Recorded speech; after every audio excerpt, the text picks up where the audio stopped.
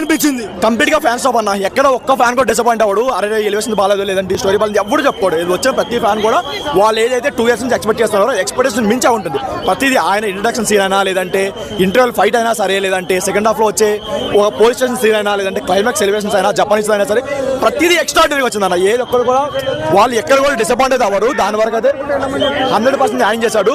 But only drawback ఏంటంటే ఒక routine regular gangster drama అవడం వల్ల పెద్ద స్టోరీ అయితే పంటలు అనిపించింది.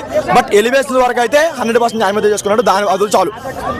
దీంతో ఇండస్ట్రీ గారు అయితే పవన్ కళ్యాణ్ బదులు కొడతాడు, అదైతే నో డౌట్ అని చెప్పుకోవచ్చు. బట్ మెయిన్గా చెప్పుకోవాల్సింది తమిళ బీజం ఎక్కడ కూడా ఆయన ఏదైతే మేము తమిళ వాళ్ళకి బేసిక్ చెప్తున్నామో వాళ్ళకి ఆన్సర్ మాదిదని చెప్పుకున్నారు. దానికైతే 100% న్యాయం చేశాడు. ఆయన చెప్పుకున్న మాటలు పెట్టుకున్నాడు. అండ్ ఇద్దరు కల్టరా కొడుకులు ఇంకో సుజిత్ అయితే ప్రతిదీ కూడా ప్రతి సీన్ ని కూడా ప్రతి ఫ్రేమ్ ని కూడా ఒక ఫ్యాన్ ఎలా అయితే కోరుకుంటాడో తన హీరోని చూడాలనుకుంటాడో ఆ లెవెల్ అయితే చూపించాడు. దాని వరకు ఎవరు డిసప్పాయింట్ అవ్వరు. బట్ అన్నట్టు స్క్రిప్ట్ వరకు కొంచెం ఇంకేదైనా ఎంగేజింగ్